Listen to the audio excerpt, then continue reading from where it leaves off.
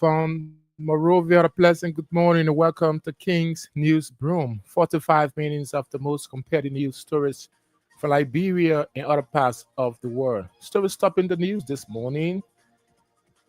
Emerging constitutional crisis predicted by dozens of Liberians over outgoing and incoming chief justices. Transition as President Joseph Boakai reportedly prepares to commission Yami Gbese as Chief Justice of Liberia.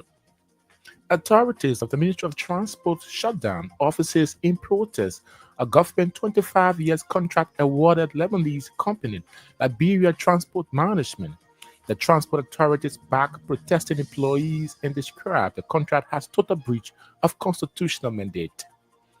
Dozens of Central Morovia occupants displaced by government demolition exercise sharply criticized the government and demand urgent resettlement packages for the demolished homes and businesses.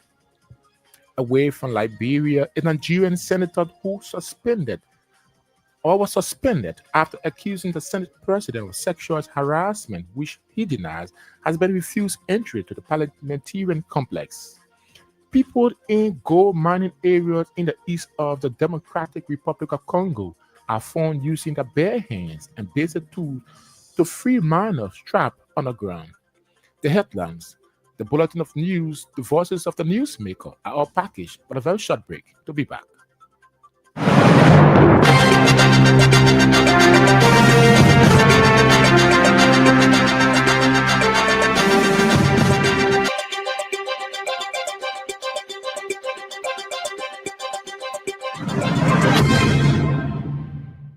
Welcome back.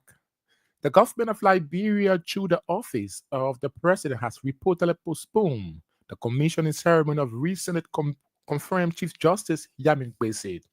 Justice Gbese, age 66, was confirmed by the Liberian Senate on July 17 as Chief Justice of the Republic of Liberia. According to sources, the new Chief Justice commissioning was earlier scheduled for Wednesday, July 23rd, despite Justice Yanin Yor not officially turning over power.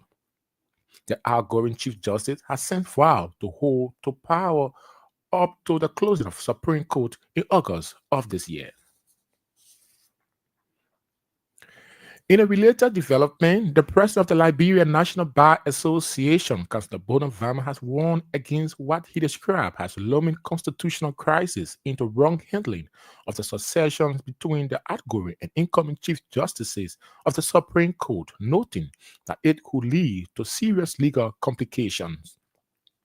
His caution comes amid public speculation following reports that the incoming chief justice is expected to be commissioned by the president before the official retirement of the current Chief Justice on August 15, 2025. However, Councillor Varman underscores that strict adherence to constitutional procedures and judicial transition is essential to preserving the credibility of the process. The Liberian National Bar Association president outlined three critical constitutional provisions governing the appointment and transition of the Supreme Court justices. He cited Article 72B, which mandates retirement at age 70 for the Chief Justice and Associate Justices of the Supreme Court. Article 54C grants the President the authority to appoint justices with the absence or consent of the Senate. And Article 68, which requires that no justice may assume office without first taking and subscribing to an official oath. According to Councillor Varman, these articles together means that although the nominations and Senate confirmation of the newly Chief Justice are constitutionally valid, the assumptions of office must only occur after August 15, when the current Chief Justice retirement officially takes effect. Despite confirming that the president acted within his constitutional rights by nominating and securing the confirmation of the incoming Chief Justice, Councillor Varman cautioned that any early oath taking or assumptions of office will raise legal red flags.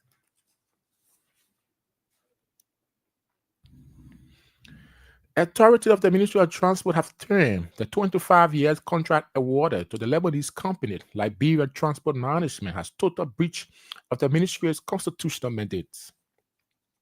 On Tuesday, the Transport Ministry authorities shut down offices of the ministry as endorsement of its employees' continuous protests against what they describe as controversial contract awarded to the Liberia Transport Management. LTM, a Lebanese firm, has been granted an exclusive control of Liberia traffic management and road system for the next 25 years, something dozens of Liberians criticize. Ministry of Transport Press and Public Affairs Director Shadra Brown, who addressed a press conference Tuesday, called on the government to allow the ministry to carry out its constitutional responsibilities. The Ministry of Transport Ministries employees who are continuing their protests have cited serious national security implications and a major financial imbalance in projected revenues if the LTM be awarded the contracts. During their series protests on Monday, they argue that the deal undervalues public revenues by a significant margin and accuse the company owners of having political ties to Hezbollah, a group designed or designated as a terrorist organization by Sarah's Western nations.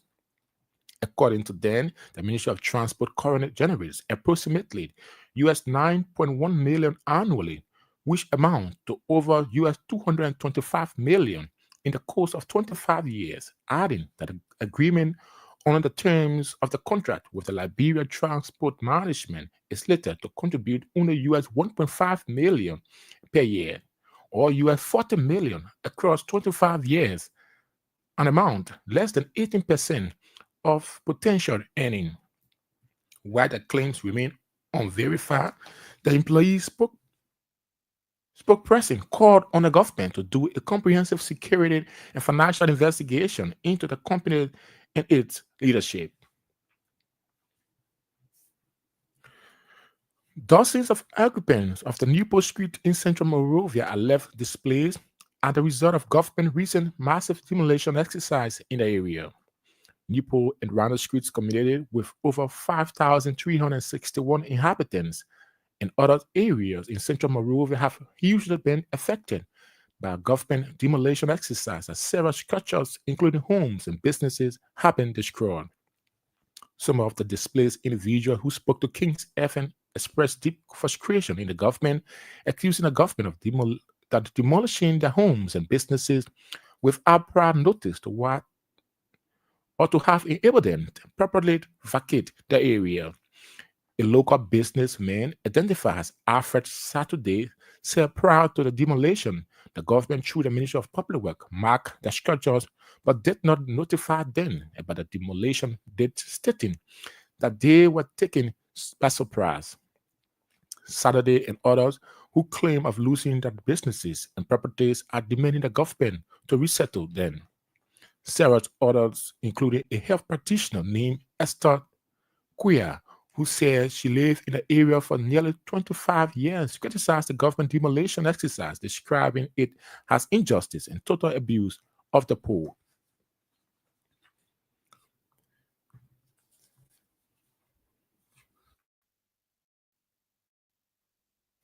The president of the African Development Bank, Dr. Akiwume Adesina, has urged officials of the Baka Kone-led administration to be proactive, demanding urgent performance in accountability and transparency.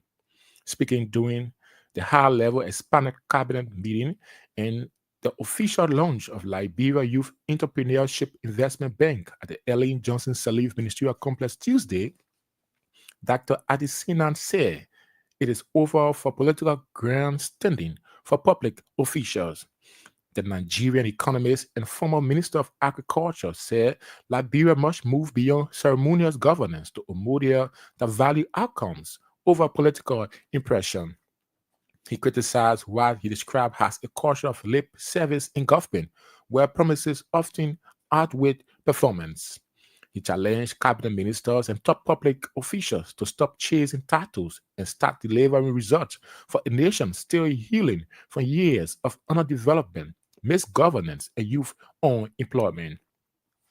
Dr. Adesina called for urgency and substance in governance, adding that in a country where economic hardship and youth unemployment remains pressing issues,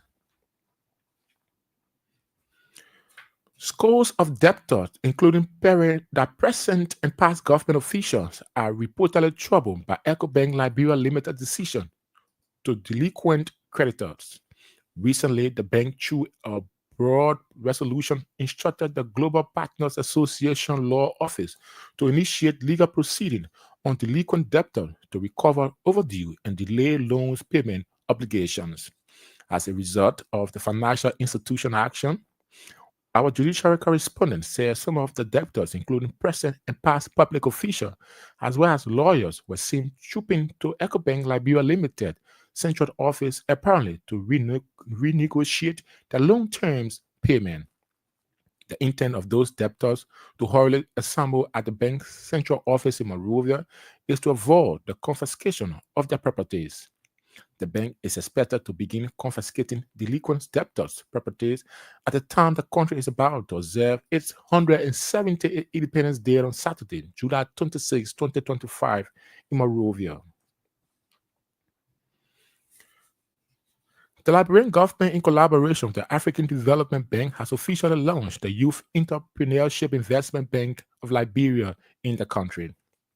Speaking during the launching ceremony, President Joseph Waka praised the African Development Bank President, Dr. Akinwumi Adesina, for the visit. Waka also assured Bank President full cooperation to ensure the bank go a long way in assisting the young people into entrepreneurship in the country. The program, which also centers on high-level expanded cabinet meeting, was graced by a cross-section of heads of ministries and agencies of the government. Suspended Chief Executive Officer of the National Oil Company of Liberia, NUCAR, Rosalind Swakoko Dennis, has filed a criminal appearance bond of US $255,000 at the Criminal Court C to secure her release pending trial.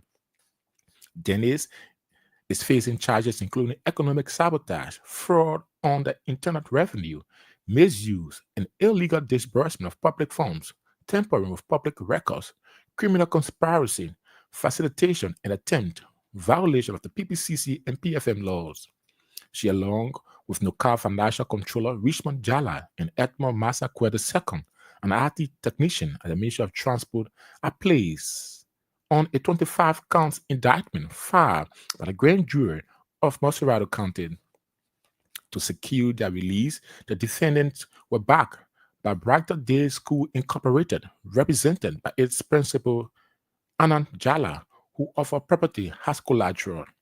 In the indictment filed on July 15, 2025, prosecutors alleged that Dennis and her co-defendants conspired to manipulate the procurement process for the acquisition of a luxurious executive vehicles budgeted at US $75,000.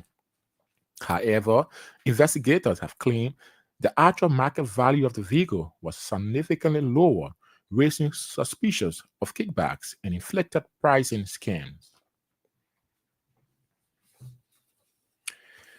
Former Public Works Minister Ruth Coker Collins is admonishing Liberian women to remain resilient and steadfast amidst challenges as a means of pursuing their business endeavors.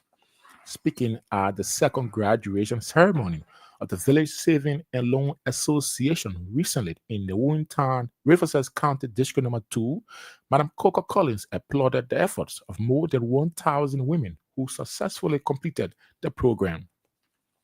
The VSL8, funded in May 2023, is a community-driven initiative aimed at empowering women through access to small-scale financial services to enable them to start, grow, and sustain their businesses.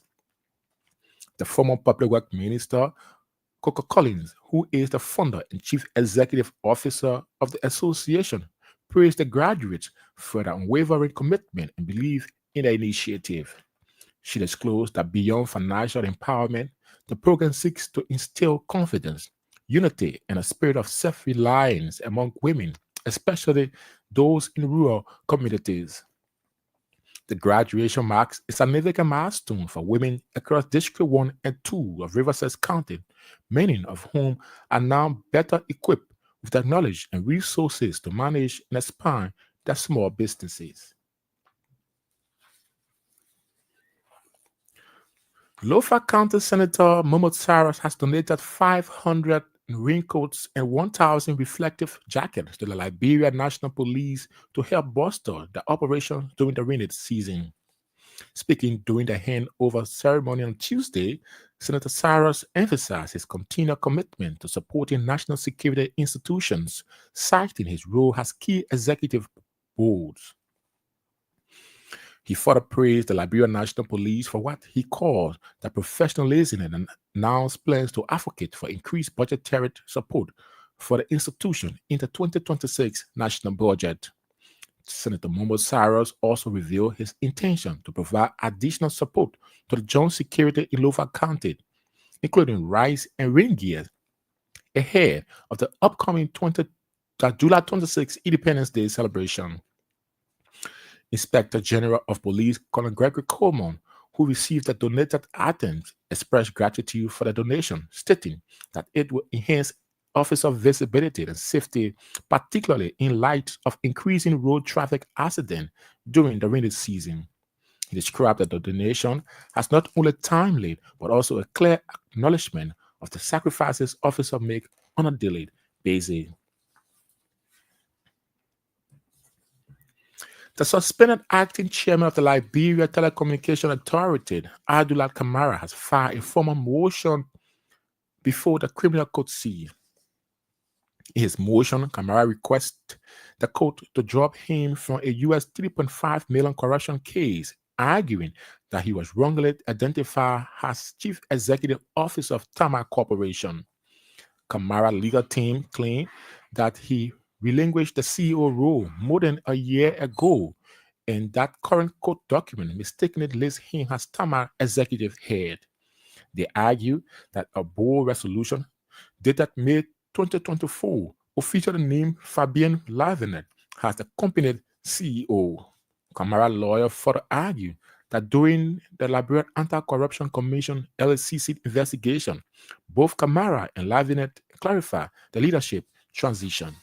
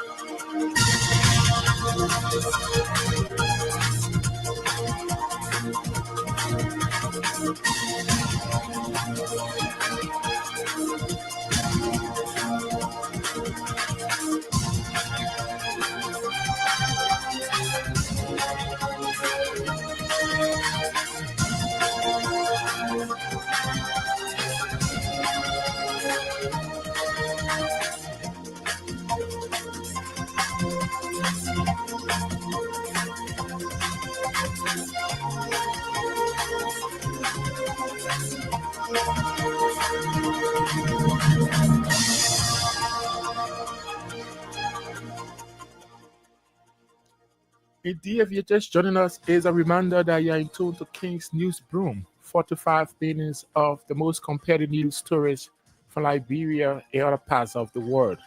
Stories we are following this morning: emerging constitutional crisis predated by dozens of Liberians over outgoing and incoming chief justices. Transition as President Joseph Boakai reportedly prepares to commission Yami Gwesi as Chief Justice of Liberia. Authorities of the Ministry of Transport shut down offices in protest of government 25-year contract awarded Lebanese company Liberia Transport Management. The Transport Authority backed protesting employees and described the contract as total breach of constitutional mandate. Dozens of Central Monrovia occupants displayed by government demolition exercise sharply criticized the government and demands urgent resettlement packages for the demolished homes and businesses. And away from Liberia, a Nigerian senator who was suspended after accusing the Senate president of sexual harassment, which he denies, has been refused entry to the parliamentarian complex. People in the gold mining areas in the east of the Democratic Republic of Congo are found using their bare hands and basic tools to free minor trapped underground. We are taking another break to be back this time with the voices of the newsmaker.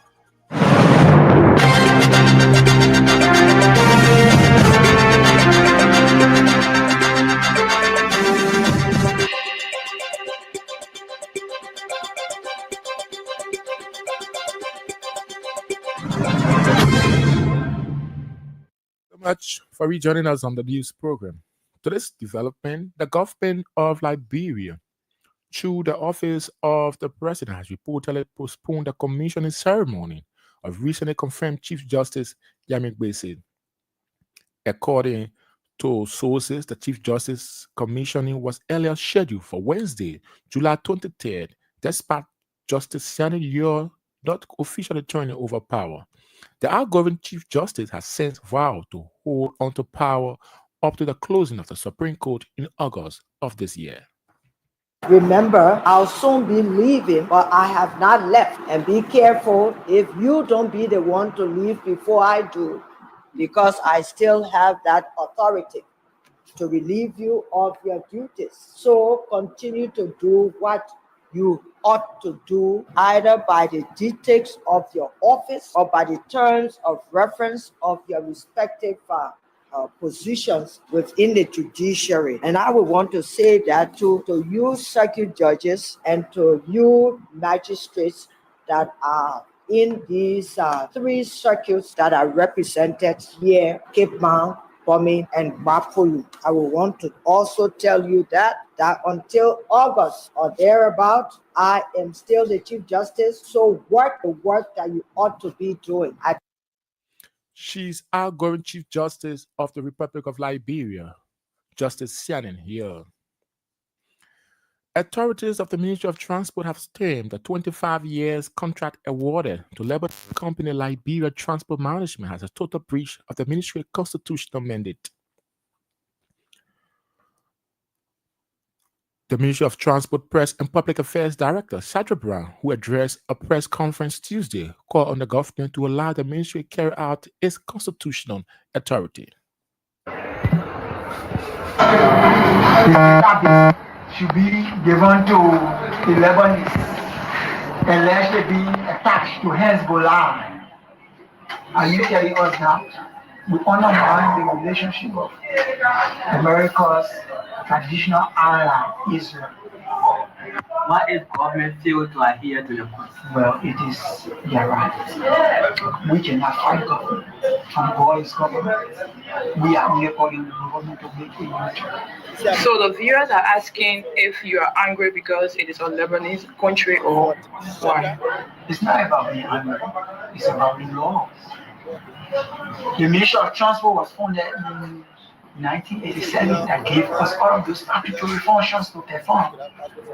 You cannot go and then craft a concession using the 1972 Police Act. 1972 and 1987, which one is more error than that? It's 1987.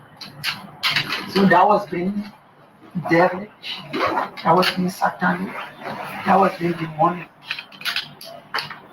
To call on the government to make it neutral. Yes. And that's one message for Again, we call on our people as they are being peaceful within their assembly, that they will be peaceful, and we call the government of Liberia to make a U-turn, and that U-turn should be in the best interest of our people, because we're astonishing to know that about 265 persons will be laid out. The CSA standing order says that once your position is not functional, meaning it's normal, you'll be redundant in 3 months. So if you take motor vehicle from Ministry of Transport, you get 265 employees. You come to work, they just pass you on that, meaning your positions are dormant. Yeah, so after 3 months, they will be redundant. Yeah. And that's why we don't want. Labor law says that if one person is being employed, you help to at least capacitate at most 10%. So you do the calculation, you have a person will be affected. Yeah, so to that point, Mr. Sanyo, similar question was posed to him as to those affected employees. What become of them? He said the government will find a place for them. I cannot speak to Mr. Samuel's statement. I can say he's one of the official spokespersons of government. I'm speaking about his about. Also, the Ministry of Transport employees who are continuing their protest have cited serious national security implications and a major financial imbalance in projected revenues if the LTM must be awarded the contracts. This did not start from this government. It started from Ellie. Ellie refused to sign it. It went to George Weah. The component that George Weah signed, it did not have our lesson and lesson fit. But somebody dubiously play around the document and infuse the Java lesson and lesson component in this particular version. On the page 12, if you go there now, we have two contradicting documents because one carries one that has that the Java lesson and lesson play were infused in another one carries the one that does not have it. But here's our point. Government said that 265 employees have go to work. Your jobs are not at stake. But we are saying no to government. We cannot leave our homes and come here. We cannot come from Broadville. We cannot come from Boston. We cannot come from Deesville.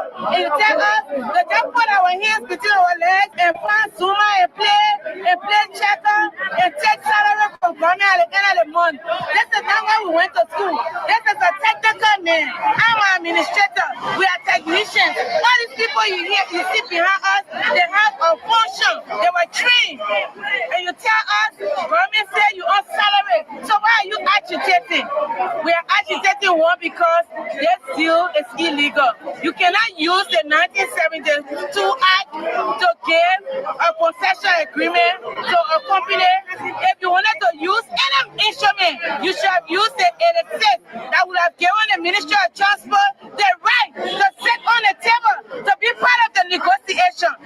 And we are saying the Ministry of Transport is not dead and alive, and we're not going to rest in peace. I just told you, you see here, you see, look, yeah, excuse, see the parking lot, excuse me. You see the parking lot? These are the minister's parking lot. They are not, we are here. We are holding the ground. You remember when Eddie was passing over to Josh Weah? You remember it was the directors that were asked to hold the ground and the transition took place? We are the ones holding the ground. Protesting employees of the Ministry of Transport earlier on, you heard the voice of the press director of the Ministry of Transport, Cedric Brown. The president of the African Development Bank, Dr. Akiwumi Adesina, has urged officials of the Bwaka-Kun-led administration to be proactive, demanding urgent performance in accountability and transparency. Speaking during a high-level expanded cabinet meeting and the official launch of the Liberian Youth Leadership, that's Youth Entrepreneurship Investment Bank at the Ellen Johnson Sirleaf Ministerial Complex Tuesday, Dr. Adesina said it is over for political grandstanding for public officials. Mr. President, when you were elected in 2024 as the 26th President of the Republic of Liberia, you set out a very clear, was a solemn mission. You didn't come to live life. You said that day, and I was in the crowd. Liberia, your mission is to make Liberia a truly bright, shining star, a lone star forever. Yes, indeed, Liberia must shine. It was shining for its people. It was shining for its neighbors. It was shining for Africa. It was shining with the entire black race with dignity and with honor. It is destined to, and it has a responsibility. Mr. President, you said in your inauguration speech on Liberia that, I quote, we are yet to receive economic progress in ways that reflect the country's potential and promise. But then you continue. I believe our economic conditions can improve when we seize the opportunities we have, and that's we will do. Seizing and unlocking these opportunities is what the African Development Bank has been doing in Liberia. And the state empowerment, development. Basically, put it off a little bit, they were fantastic and good. Since 1967, the African Development Bank has invested over $1.02 billion in Liberia across 72 projects. As of February of 2024, our active portfolio of projects includes 18 projects valued at $397 million each destined to enhance the quality of life for all Liberians. Just think of the following. In transport, a total of 177 kilometers of road construction were completed under the bank's project in Liberia. This includes 50 kilometer Fishtown Harper Road project, the 16-kilometer Harper Junction to Cavalier Border Road, the 80-kilometer Calhoun to Fishtown Road, as well as the 22-kilometer Sadiq. The Liberian Energy Efficiency and Access Project has resulted in suppressing in roughly 39,792 new connections to the electricity grid, accessing efficient and reliable supply of power. He's the president of the African Development Bank, Dr. Akiwumi Adesinan. They're speaking at the launch of the Liberia Youth Entrepreneurship Investment Bank at the Ellen Johnson Ministerial Complex.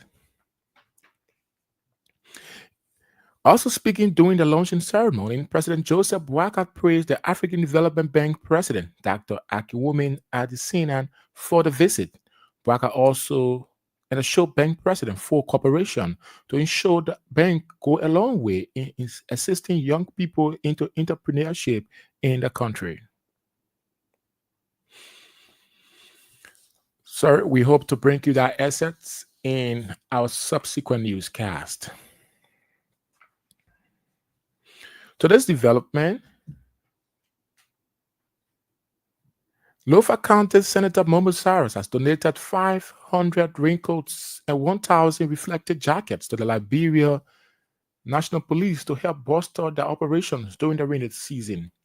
Speaking during the handover ceremony on Tuesday, Senator Cyrus emphasized his continued commitment to supporting national security institutions, citing his role on key executive board.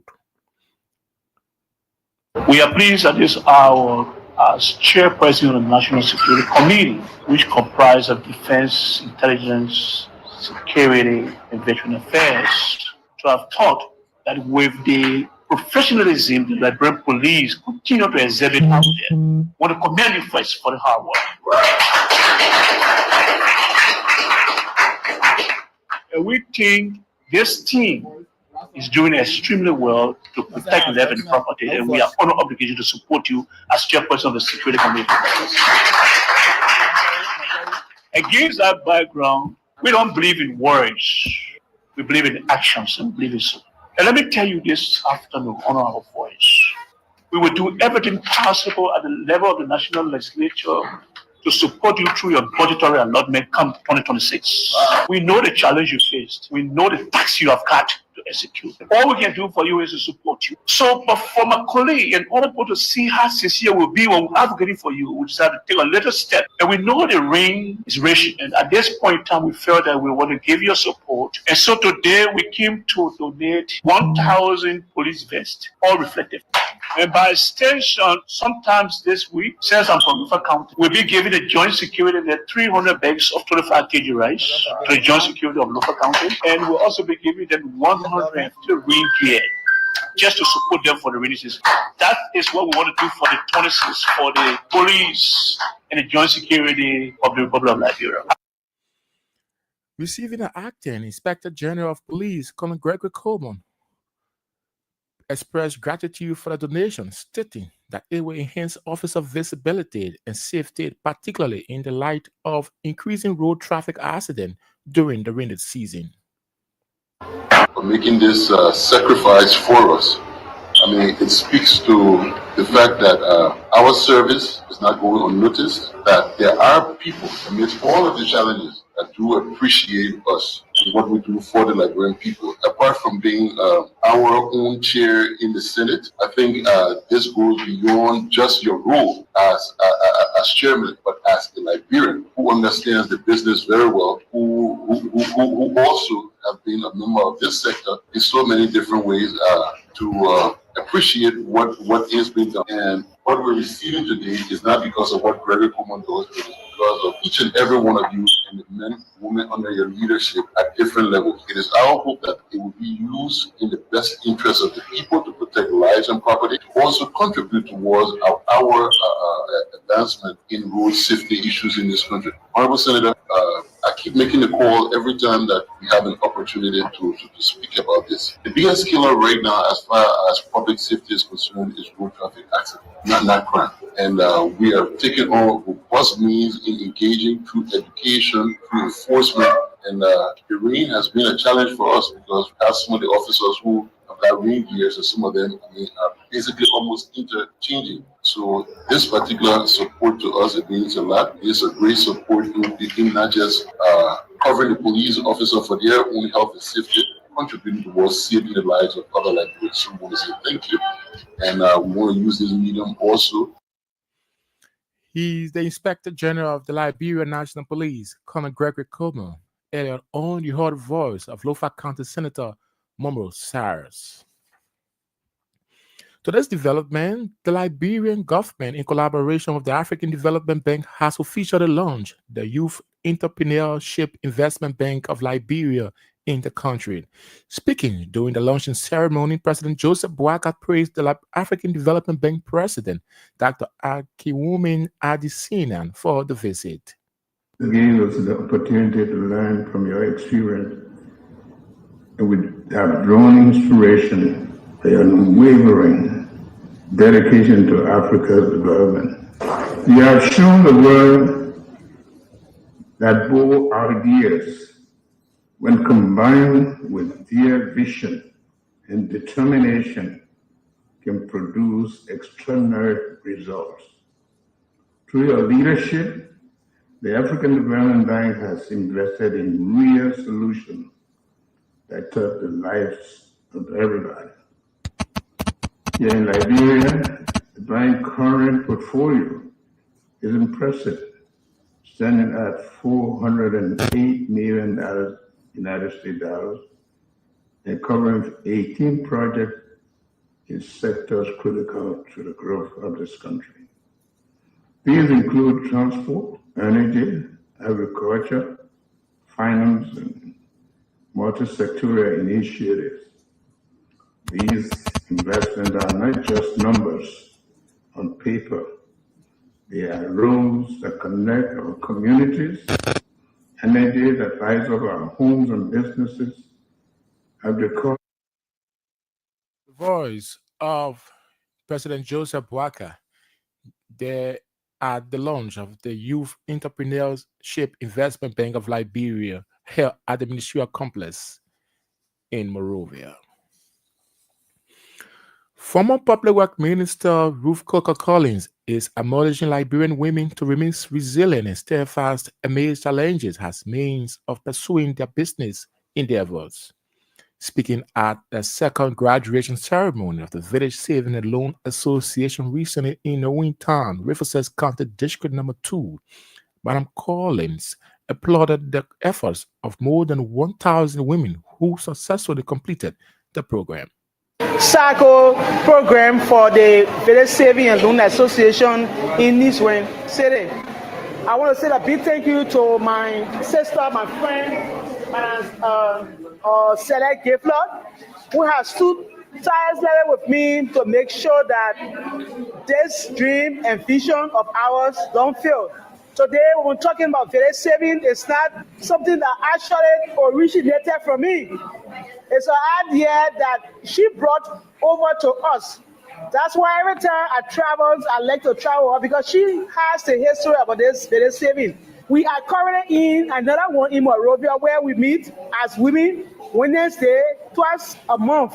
And it's doing extremely well. That's why we have decided to bring it back to our people. It's not because we have it or because we want to show that we got it, but it's because what we thought, what we learned about the village saving is important that we share with our communities. Today, you have listened to all of the testimonies about how people have been lifted, people have been able to pay their children's school fees, women are able to buttress their husbands, women are able to take initiatives. These are the reasons why we have brought this village saving, not to undermine anybody, not to politicize it, not to overlook anybody, but it is the reason why we have come so that women can stand up. Women can stand up. And today, every one of you have demonstrated that women are ready to move forward.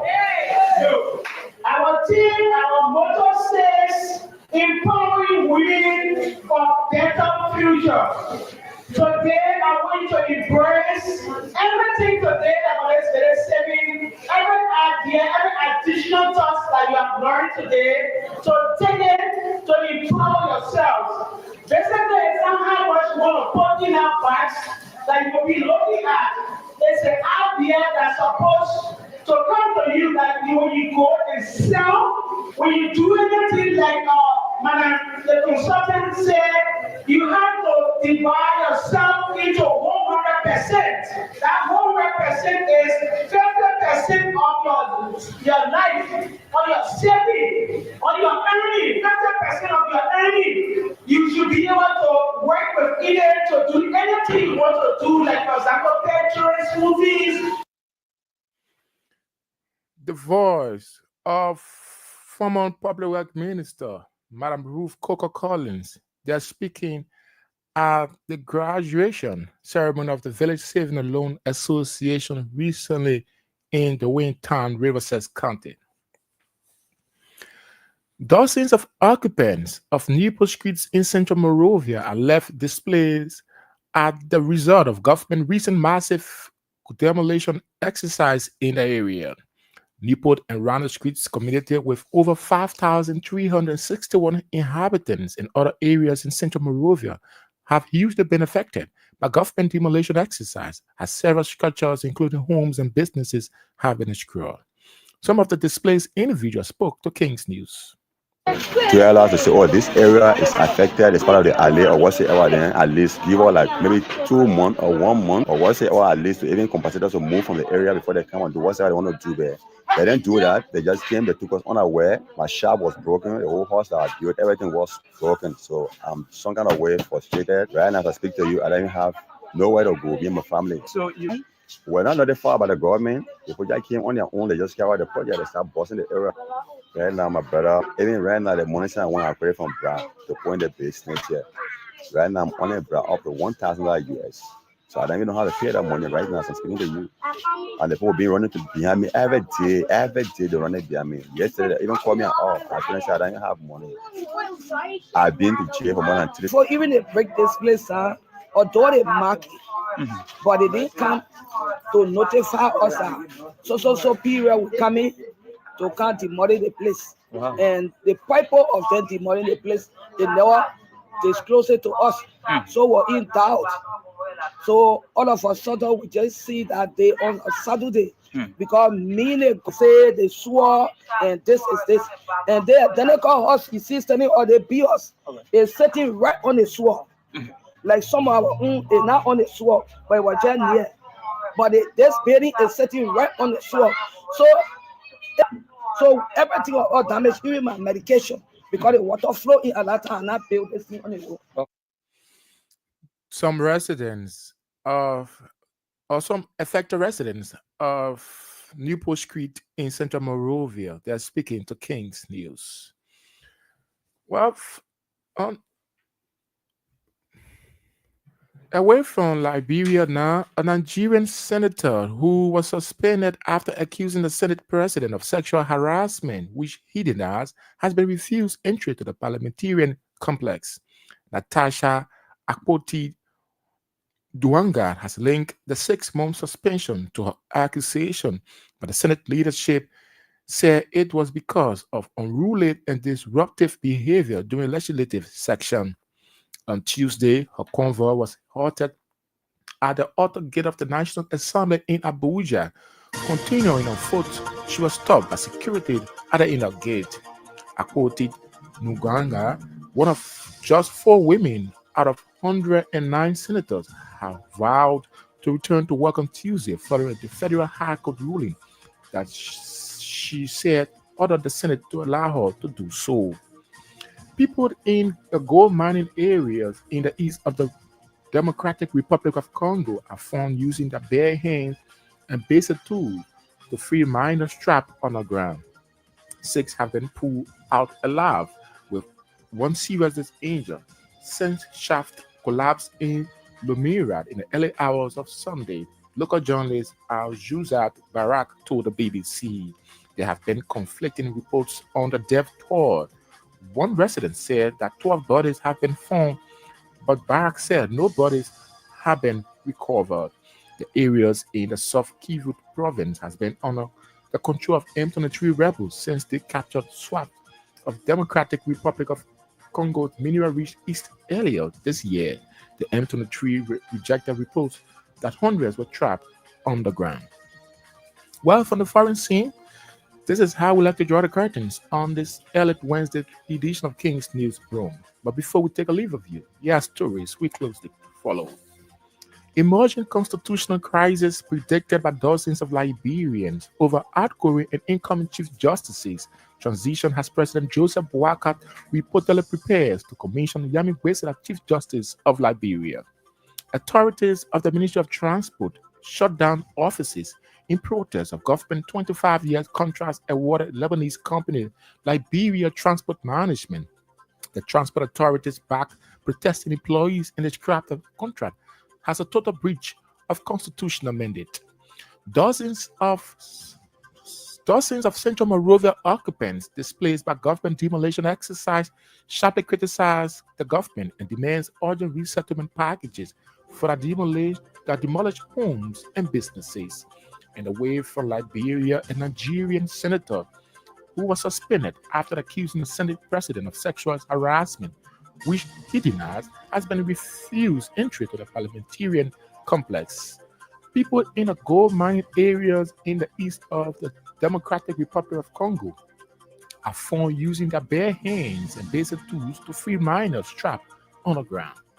Many thanks to all of our reporters, contributors, and editors who helped making this edition of King's Newsroom a success. Cornelius Johnson Sada Controls and Abel Kennedy Design.